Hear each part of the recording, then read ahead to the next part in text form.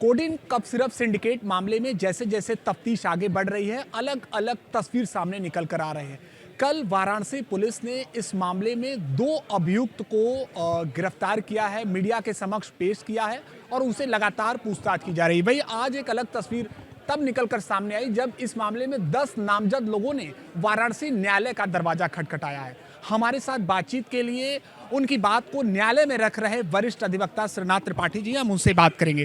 श्रीनाथ जी, क्या अर्जी उन्होंने लगाई है और अभी तक उसका क्या स्टेटस है? देखें, जहाँ तक 10 लोगों का सवाल है, मैंने उनके हर दस्तावेजों को देखा है। उन्होंने बाकायदा एक स्टैंडर्ड अंतर्राष्ट्रीय कंपनी की दवा थी, आप कोडीन कह करके उसको अपमानित कर रहे हैं, बल्कि उसको कहिए फेंसडिल, न्यू फेंसडिल। वो सिर्फ दवा है, ये खांसी का कफ सिरप है और कुछ नहीं है। और इसका कोई मध्य प्रदेश की घटना से संबंध नहीं है, कोई मतलब सरोकार नहीं है। ये दवा आप एक एब्रॉड कंपनी है, वहाँ से बाकायदे सुपर स्टॉकिस्ट ने ली और बाकायदे नए होलसेलरों को उन्होंने दिया और होलसेलरों ने इसको लाइसेंसियों को दिया। तो इसको कोडीन कह करके इस दवा को आम जनता से आप इसको अलग कर रहे हैं, आम जनता को इसका लाभ मिलने से रोक रहे हैं। कोडीन कफ सिरप कह करके इस दवाओं को गलत ढंग से प्रोजेक्ट किया जा रहा है।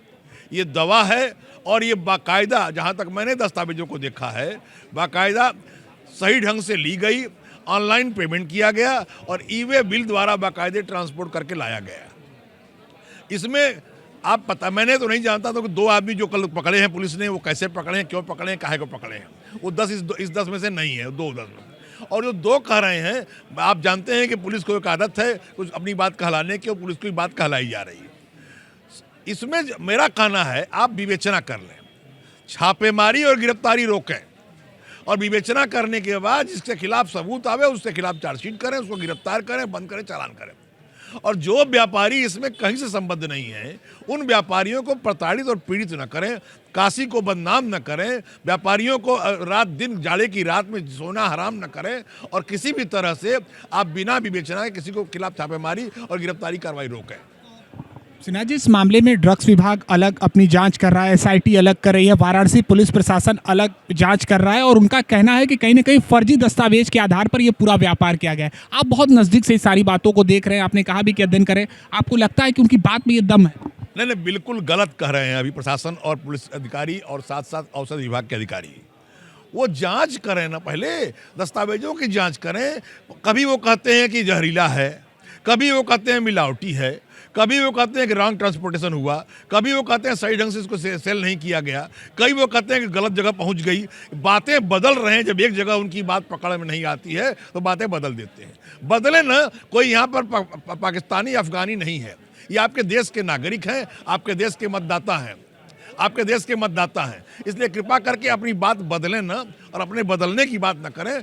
उनके साथ भी वही व्यवहार होना चाहिए जो एक सम्मानित नागरिक के साथ व्यवहार होना चाहिए। अंतिम सवाल, यह मामला देश की सबसे बड़ी सदन तक भी पहुंचा है, विपक्ष ने अपनी बात को रखा है, भाई राज्य सरकार कह रही है कि इस मामले में जो भी दोषी होंगे उन पर कड़ी कार्रवाई की जाएगी। आप राज्य सरकार और उत्तर प्रदेश पुलिस की इस कार्रवाई को कैसे देखते हैं? मेरा कहना है कि राज्य सरकार, प्रदेश की पुलिस और प्रशासन रॉन्ग स्टेप ले रहा है। उसे पहले पूरी विवेचना करनी चाहिए। काशी की धरती पर ये प्रधानमंत्री का संसदीय क्षेत्र है, बड़ी ईमानदारी से यहाँ विवेचना हो, विवेचना में जो गलत पाया जाए उनके खिलाफ कार्रवाई हो। मैं और कुछ नहीं कर रहा हूँ, लेकिन अफरा तफरी का जो माहौल बना हुआ है व्यापारियों के खिलाफ, बिल्कुल गलत है। और जहाँ तक मैंने दस्तावेज देखे हैं, उनके दस्तावेज गलत नहीं है, बिल्कुल सही है, सही ट्रांसपोर्ट हुआ है, सही दवाओं का ट्रांसपोर्ट हुआ है। आप ये कहना चाहते हैं कि पूरी तरह से जो व्यापार हुआ है वो सही आधार पर हुआ, इसमें किसी भी प्रकार की जो बातें कही जा रही है वो आधारहीन है? मेरे सामने जो दस्तावेज आए और जिनका मैंने दस्तावेज देखा, उनमें कहीं कुछ भी गलत नहीं है, कोई अपराध कहीं से बनता नहीं है। हमारे साथ वरिष्ठ अधिवक्ता श्रीनाथ त्रिपाठी जी, इनका साफ कहना है कि पहले इस मामले की विवेचना होनी चाहिए और उसके बाद ही जो तथ्य सामने आए उस आधार पर कार्रवाई होनी चाहिए।